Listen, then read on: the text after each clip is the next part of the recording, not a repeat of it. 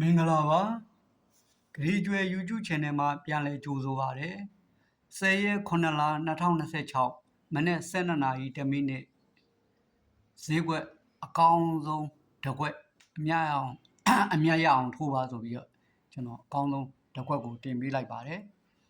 အဲ့ဒီမှာကျွန်တော် break လေးကိုရင်ပြပါမယ်388က6အဲ့ဒါ6 break ပါခွန်9လို့ထွက်ပါတယ်ခွန်1 3က1ပါ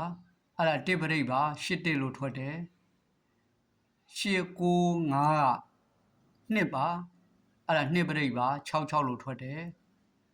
6 3 3ည9ပါအဲ့ဒီ9 break ပါ8 1လို့ကျွန်တော်ထည့်ထားပေးတာပါအဲ့ဒီမှာကျွန်တော်ထိပ်သီးပြပါမယ်ဒီမှာဝိုင်းထားပါတယ်ခဲတံလေးနဲ့ဒီ8နဲ့ဒီ8တဲ့နဲ့က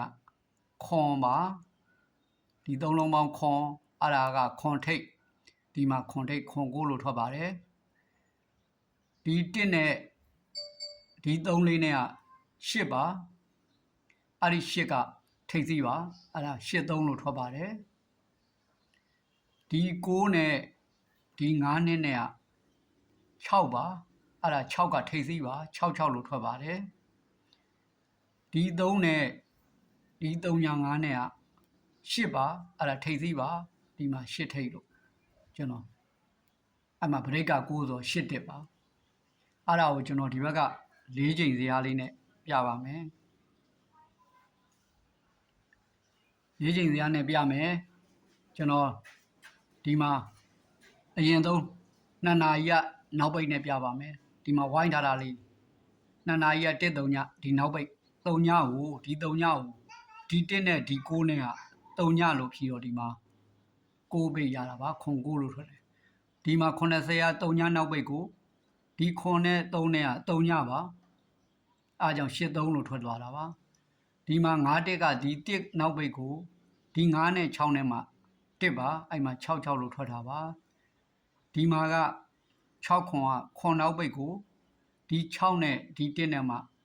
ခွန်ဒီမှာ1နောက်ပိတ်ပါ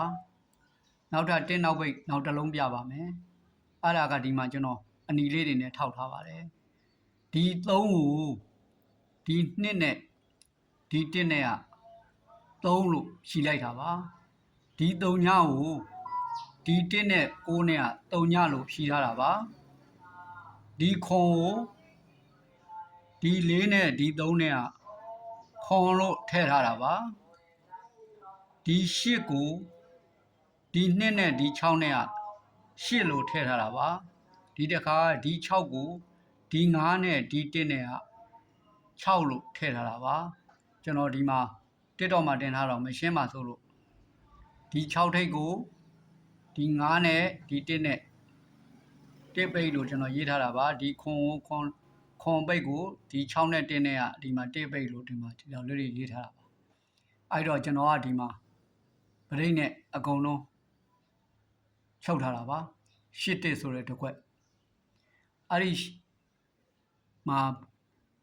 8တက်က main ပေါ့မိမိတို့အဆင်ပြေသလောက်အမြတ်ရအောင်ထိုးကြပါအမြတ်ရအောင်ထိုးပါဆိုကျွန်တော်ဒီမှာရေးထားပေးပါတယ်အဲ့ဒီမှာအရန်အနေနဲ့ကတော့ဗရိတ်ကိုနည်းနည်းရန်နောက်ကအပိတ်1အပိတ်ကနှစ်ထပ်ပြင်းတော့1အပိတ်ကိုရန်လိုက်လို့ရှိရင်ကျွန်တော်တို့အားလုံးအဆင်ပြေသွားမှာပါရှစ်တက်ကတော့တဲ့မိန်ကနန်းပေါ့နော်အာပါလေးရန်ပြီးတော့ထိုးကြပါအားလုံးအဆင်ပြေရပါစေအားလုံးအမြတ်ရကြပါစေဂရီကျွယ် YouTube Channel ကိုလည်း like and subscribe လေးလုပ်ထားကြပါဒီနေ့ကတော့တောက်ကြနေဆိုတော့နောက်ဆုံးပိတ်အိတ်နဲ့လွယ်လိုက်ကြပါလို့အားလုံးကျေးဇူးပါခင်ဗျာ